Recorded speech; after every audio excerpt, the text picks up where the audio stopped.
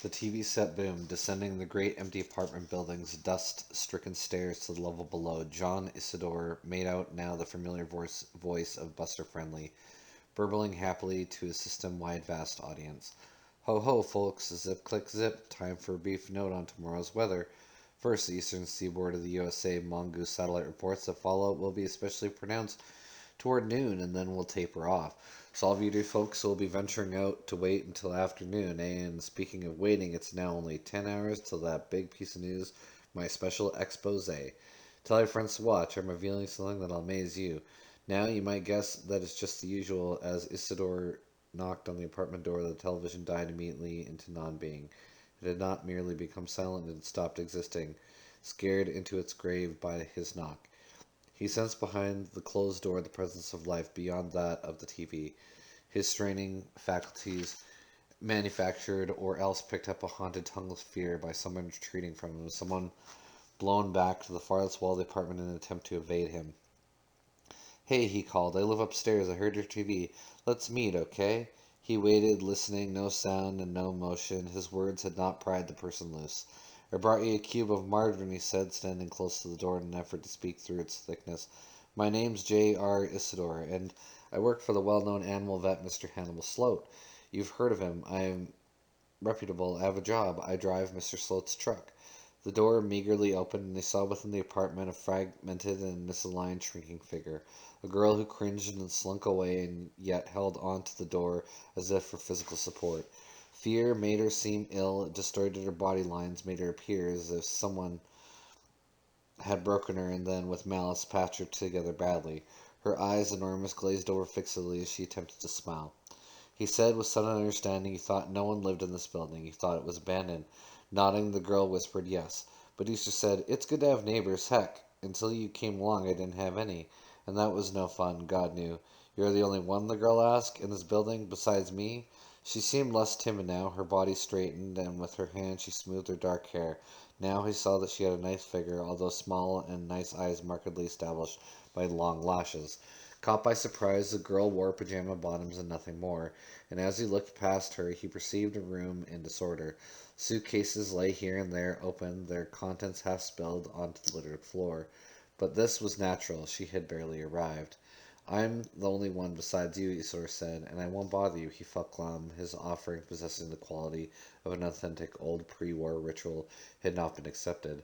In fact, the girl did not even seem aware of it, or maybe she did not understand what a cube of margarine was, for he had that intuition. The girl seemed more bewildered than anything else, out of her depth and helplessly floating in now receding circles of fear. Good old Buster, he said, trying to reduce her rigid postural stance. You like him? I watch him every morning and then again at night when I get home. I watch him while I'm eating dinner and then his late night show until I go to bed, at least until my TV set broke. Who? The girl began, and then broke off. She bit her lip as if savagely angry, evidently at herself. Buster Friendly, he explained. It seemed odd to him that this girl had never heard of Earth's most knee-slapping TV comic. Where did you come here from? He asked curiously. I don't see that it matters. She shot a swift glance upward at him. Something that she saw seemed to ease her concern. Her body noticeably relaxed. I'll be glad to receive company, she said, later on when I'm more moved in. Right now, of course, it's out of the question. Why out of the question? He was puzzled. Everything about her puzzled him. Maybe he thought I've been living here alone too long. I've become strange. They say chickenheads are like that. The thought made him feel even more glum. I could help you unpack, he ventured. The door now had virtually shut in his face. And your furniture, the girl said. I have no furniture. All these things, she indicated the room behind her. They were here. They won't do, Isidore said. He could tell that at a glance. The chairs, the carpets, tables, all had rotted away. They sagged in mutual ruin, victims of the despotic force of time and of abandonment. No one had lived in this apartment for years. The ruin had become almost complete. He couldn't imagine how she figured on living in such surroundings. Listen, he said earnestly, if we go all over the building looking, we can probably find you things that aren't so tattered. A lamp from one apartment, a table from another. I'll do it, the girl said. Myself, thanks. You go into those apartments alone? He could not believe it. Why not? Again, she shuddered nervously, grimacing in awareness of saying something wrong. Isidore said, I've tried it.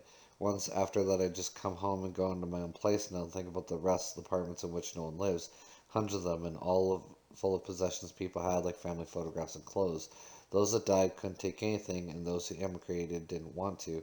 This building, except for my partner, is completely kipple-sized. Kipple-ized? She did not comprehend. Kipple is useless objects like junk mail or match folders.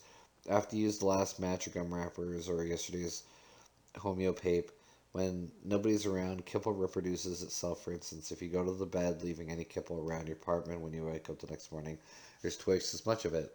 It always gets more and more. I see, the girl regarded him uncertainly, not knowing whether to believe him, not if he meant it seriously. There's the first law of Kipple, he said. Kipple drives out non-Kipple, like Gresham's law about bad money. And in these apartments, there's been nobody there to fight the Kipple, so it's taken over completely. The girl finished. She nodded. Now I understand. Your place here, he said. This apartment you've picked. It's too Kippleized to live in. We can roll the Kipple factor back. We can do, like I said, raid the other apartments. But, he broke off, but what? Isidore said, we can't win. Why not? The girl stepped in the hall, closing the door behind her, arms folded self-consciously before her small high breasts. She faced him, eager to understand or see, it appeared to him somehow. She was at least listening. No one can win against Kipple, he said, except temporarily, and maybe in one spot, like in my apartment. I sort of created a stasis between the pressure of Kipple and non-Kipple for the time being. But eventually I'll die or go away, and then the Kipple will again take over. It's universal principle operating throughout the universe. The entire universe is moving toward a final state of total absolute Kippleization, he added, except, of course, for the upward climb of Wilbur Mercer. The girl eyed him. I don't see any relation. That's what Mercerism is all about. Again, he found himself puzzled. Don't you participate in fusion? Don't you own an empathy box? After a pause, the girl said carefully, I didn't bring mine with me. I assumed I'd find one here. But an empathy box, he said, stammering in his excitement, is the most personal possession you have. It's an extension of your body. It's the way you touch other humans and the way you stop being alone. But you know that everybody knows that Mercer even lets people like me, he broke off. But too late. He'd already told her, and he could see by her face, by the flicker of sudden aversion, that she knew. I almost passed the IQ test, he said in a low. I am not very special, only moderately. Not like some you see, but that's what Mercer doesn't care about. As far as I'm concerned, the girl said, you can count that as a major objection to Mercerism. Her voice was clean and neutral. She intended only to state a fact, he realized, the fact of her attitudes toward chicken heads. I guess I'll go back upstairs, he said, and started away from her. His cube of margarine clutched. It had become plastic and damp from the squeeze of his hand. The girl watched him go, still with the neutral expression on her face, and then she called, wait. Turning, he said, why? I'll need you for getting myself adequate furniture from other apartments, as you said. She strolled toward him, her bare upper body sleek and trim, without an excess gram of fat. What time do you get home from work? You can help me then, Isidore said. Could you maybe fix dinner for us, if I brought home the ingredients? No, I have too much to do. The girl shook off the request effortlessly, and he noticed that perceived it without understanding it. Now that her initial fear had diminished, something else had begun to emerge from her, something more strange, and he thought deplorable, a coldness like, he thought, a breath from the vacuum between inhabited worlds, in fact, from nowhere. It was not what she did or said, but what she did not do and say. Some other time, the girl said, and moved back towards her apartment door. Did you get my name? He said eagerly. John Isidore, and I work for... You told me who you work for. She had stopped briefly at her door, pushing it open. She said, some incredible person named Hannibal Slode, who I'm sure doesn't exist outside your imagination. My name is... She gave him one last warmthless glance as she returned to her apartment, hesitating, and said, I'm Rachel Rosen. Of Rosen Association, he asked. The system's largest manufacturer of humanoid robots used in our colonization program. A complicated expression instantly crossed her face, fleetingly gone at once. No, she said. I've never heard of them. I don't know anything about it. More of your chicken-head imagination, I suppose. John Isidore in his personal private empathy box. Poor Mr. Isidore. But your name suggests... My name, the girl said, is Pris Stratton. That's my married name. I always use it. I never use any other name but Pris. You can call me Pris.